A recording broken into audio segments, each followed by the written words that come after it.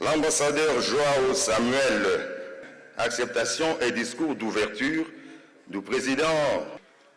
À présent,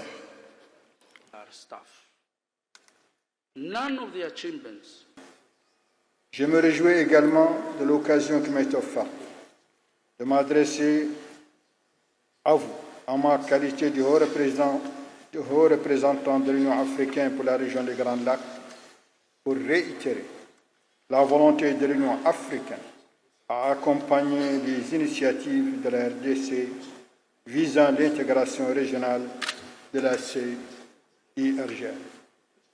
Nous sommes réunis aujourd'hui pour discuter de l'importance de la diplomatie économique dans la région des Grands Lacs, en mettant en lumière des projets stratégiques intégrateurs qui puissent transformer notre paysage économique en une véritable intégration régionale.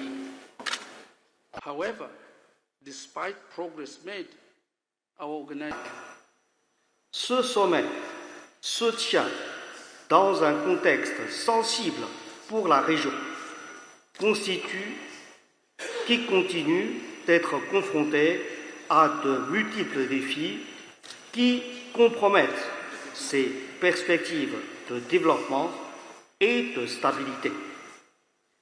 Aux tensions récurrentes, corollaires de la méfiance exacerbée entre certains États, se juxtapose la persistance de l'insécurité, les violations des droits de l'homme et les drames humanitaires qui affectent de nombreuses populations civiles.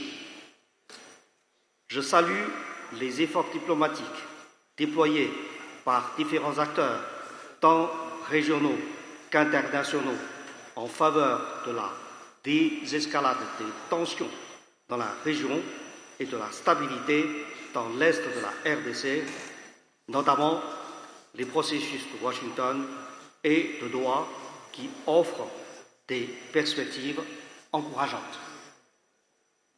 Je salue également la consolidation du processus de médiation africaine sous la coordination du président Faure Gnassingbé du Togo et de la Commission de l'Union africaine. En droite ligne du thème du sommet, consolider la paix et la sécurité pour le développement durable dans la région des Grands Lacs, ces processus de paix complémentaires doivent maintenant être concrétisés par des actions tangibles sur le terrain. Les hostilités dans l'est de la RDC doivent cesser immédiatement et l'accès humanitaire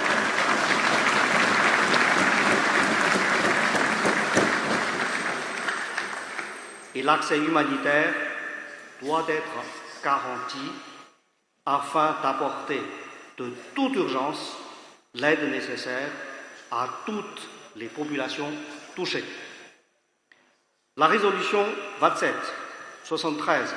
2773-2025 du Conseil de sécurité des Nations Unies doit être mise en œuvre sans plus tarder.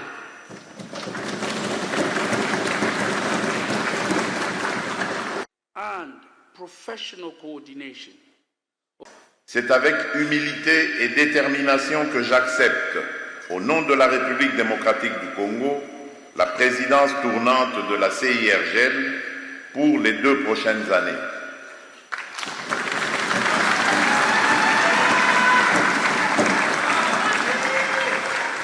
Cette confiance nous honore et nous oblige.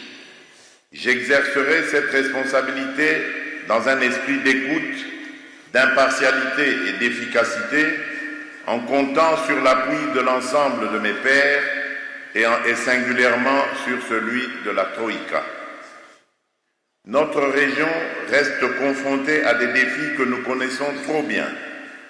Persistance des conflits et des actes d'agression, déplacement massif de population, violence sexuelle, fragilité économique, déficit d'infrastructures transfrontalières, exploitation et commerce illicite des ressources naturelles. Ces mots ne sont pas une fatalité. Ils appellent une volonté politique plus affirmée, une solidarité régionale renouvelée et une responsabilité réellement partagée.